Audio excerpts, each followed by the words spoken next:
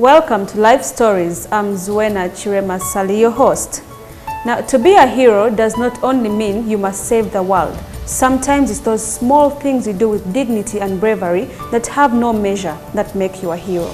I've seen many unsung heroes in this country, but today I want us to get ourselves closer to a life of a political hero and find out how these people live their lives, their inspirations and driving factors.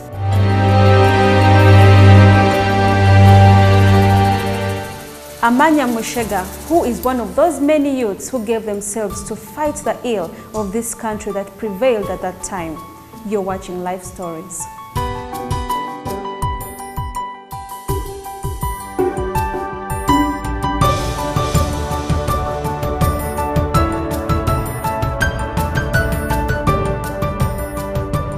Welcome to the show. Many might have different perspectives about you. But to me, you are one of the big lawyers we have in Uganda at the moment, and a very big figure in the political industry. I would like you to introduce yourself in brief. I'm a lawyer, but I'm not a big lawyer in town. Secondly, I don't think I'm also a big political figure, but I've participated in politics. Okay. I have participated, so that's how I would put it. Okay. The big ones are there. For us, we play our role. That's what you think. Then you leave to others to do their descriptions. Which schools did you attend? My primary school was called Ruyonza in Bushenyi district, near Bushenyi town. That's where I did my primary. Then I did my, in our time we had, is it a 4th year? You had primary, junior secondary, senior secondary, O-level and A-level, then university. So I did my junior secondary and O-level at Mbara High School. And then did my A-levels at Bodo. And then university, I went to University of Dar es Salaam. And from there I went to Queen's University in Canada, and then I went to the London School of Economics. That's the summary of it. I did a little research about you before I met you. And one of the things that caught my eye is you were pursuing your PhD. Yes. And you left it to come and join, let me say, the bush. Yes. Why did you do that?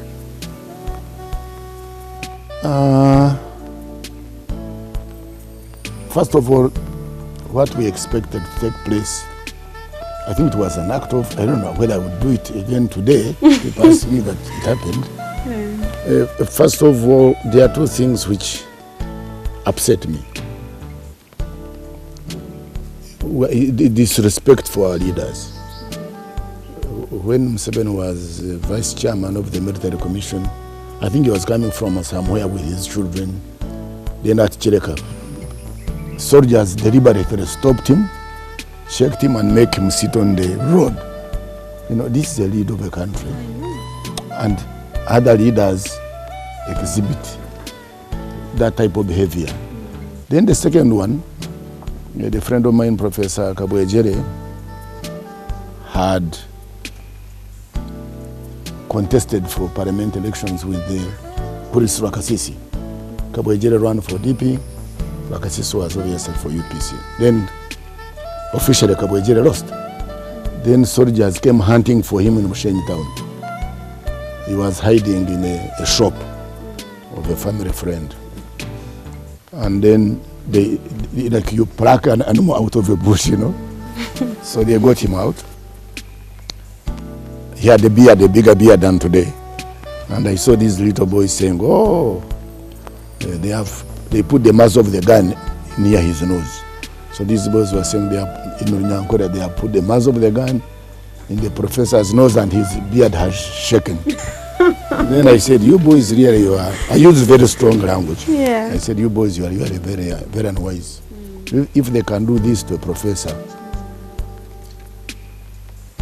what will happen to you? You, I almost use the words, you who are not easily accountable. What would happen to you? So you are like a monkey, a young monkey which laughs when the forest is on fire. Then subsequently a number of things went. I was teaching in the faculty of Lat Makerere then. And you will come in a class and you see the students putting on about their head, say, you PM, you know, it's your students. So a number of things happened. One, the secretary of the dean advised me that it's not wise to come to the school. That was one. Two, my colleagues, when I had a small disagreement with Ochok, whom I knew very well, we exchanged a few words. I don't want to go in saying, your friends have gone to the bush, what are you doing here? So you could see the situation was extremely. Then you say at the end of the day, what is life worth for? So, and my friends in UPC actually persuaded me to join them. And I told them, no, I can't. It's out of principle. And two, we disagree with you on issues. And therefore, if I join you, one, you'll not trust me. Two, my friends even will think I'm a double dealer. Yes. So it's out of the question. And the situation was very hot. Then I had a long discussion with my old friend Kategaya, and I took off. How was your time in the bush? Lovely. The whole time was lovely? Yeah, it is difficult, but when you're acting out of conviction, it becomes challenges. I think when I look back, some of the things, they're easier to manage than not knowing what to do. There you know who the enemy is, who your friend is. But now in the current politics, you may not know who is your friend and who is even those in government. You talk to them, you don't. So it was focused. You know the consequences, and you knew your goal. You knew your goal, and you're chasing it. And everybody was a comrade. Yes. The little you had, you shared. It was not easy, but and then there was this hope that if I don't make it, others will. Yes. And our children would live a better life than we have done. And when I talk of children, I talk those people who are in your charge. They don't have to be biological children. Those the future children. Yes. Whose future depends on your activities of today. Yes. Like if you are a mother, you may choose to spend more money on your children, and other ladies may laugh at you that you are not putting on the most latest dress, you are not putting on the best makeup, you don't go the best hair. And how you use the little resources you have will determine largely what type of life your children would live. And also what you live in your old age, when you look after your children very well. Your old age, in Africa at least so far, is better looked after than when you look after yourself a lot and neglect your siblings and neglect your children. So it's the same thing. You look at the future of your country in that perspective. So to that degree, it is something when I look back, it was a life more precise, more focused. And challenging at the same time. More challenging, but the challenges with solutions, common solutions. Challenges with goals ahead with of goals and also common targets. Solutions at the team. When you sit down, it was easier to agree because the alternatives were very limited. And so, in a way, it was challenging. And when I look back, I don't. You don't regret anything? No, not at all. I never regret anything I do consciously. And when people ask you, would you do it different? I say, well, if you went back with the current state, maybe, but if you went back the way you were then, you can never go back. How long were you teaching at Makerere? Because what the little I've heard about you, you used to teach while rushing back to school for a few months, then coming back to teach until you pursued your goal, or let me say your education. That's when you came back and did that full time. I first taught there after my graduation as a teaching assistant in 72 for some months. Fortunately, I managed to get a scholarship and took off. It was not a president also. Then I came back in 79, 88, about the beginning of 81. What is interesting, when I was back as a minister, I was having a meeting. Normally you meet these when you go out. I think then I was a minister of local government, I don't remember. And I was in Kumi. Then you meet these leading civil servants, you are chatting what is going on. And normally you ask somebody to introduce himself. You say, who are you? Then this guy said, I'm the student whose script you have never marked. I was a student. Wow. Yeah, he was a magistrate now. Oh. So I told him that, oh, my friend, if I had remained to mark your script, probably I wouldn't be here. Yes. So you meet then, recently I met another lady. We in the same Rotary Club. And when, you know, that's why I fear younger people. They remember more than you. Yes. So she said, oh, by the way, we used to talk about our children. They're in the same year, they are friends. I think she has been fearing them. She said, by the way, I was in class so and so, and you left before you had marked our papers in succession. And I said, were you also in the same class? She said, yes. And so we laughed. And so I was teaching there for those 79, 80, until about January 81, and then that's it. Yeah. Almost 3 years. Yeah. But of course, I was doing my full course PhD program in London. When I mean fair, then I had finished the coursework, so I was beginning to write the thesis, which I don't know, it was in a different area. So that's the summary of it. It's not a big story really. By then, were you seeing anyone like a girlfriend? Oh, That time? when? The time you were teaching at Makerere? Yes, I think I was. Okay. I was. Is it the person you're with right now? No. Okay. No, it's not one I'm with now. Okay. No. You're married? Yes, I'm married. You have children, I'm sure. Oh yeah, I have. What are they doing now? Well, let me categorize children. There are those children who are your biological children. You know, in Africa, in Uganda, we don't have this system of adoption. And I have also children whom my wife and I brought up from nursery. One of the girls, she came and lived with us. She's my daughter, my brother-in-law. So she grew up together with all my children. So she's technically my daughter. And that one is married. I'm the one who injured her, you know.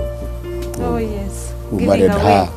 It's not giving away. That's another problem. You cannot give away your daughter. It's actually a marriage. Kuhinjira is more of introduction. No, kuhinjira is a wedding. Ah. Yes, it's like kuhanjira in Uganda. Kuhinjira is a wedding. Traditionally, before they brought the Bazungu and religion, the father is the one who acted as the priest. So you gave your daughter in marriage to your counterpart, her father-in-law. Then the father-in-law is the one responsible, gives her to the son. So it's a wedding. But when I see people writing cards, giving away ceremony, it's very ridiculous. It's actually a wedding ceremony. It is even recognized by custom and recognized by... So those who interpret these things say giveaway. It's not a giveaway. It's a wedding ceremony. And at the end of it, that girl and that boy are married in custom and in law. So that lady is married with 2 children. My other daughter is married with 3 children. She recently gave me a grandson. So I have now 2 granddaughters, 5 grand. My other son is also married with 1 daughter. The guy is in university. The other boy is about to finish university. 2 boys have finished. 1 boy has finished university. The girl finished. 2 girls finished. And then there's 1 boy who is finishing his degree this December. Nice. And the girl should be finished in a year or 2 time. And then the last born is in his 2nd year. So it's quite they're nice chaps. I'm sure you're a proud father now. Yeah. Because it's not easy bringing up kids up to where they are right now. And the achievements? I think my father was more proud than I am, because for him, he struggled harder than I have struggled, really. So yes, I don't know whether I'm a proud father or not a proud father, but I'm happy with my children.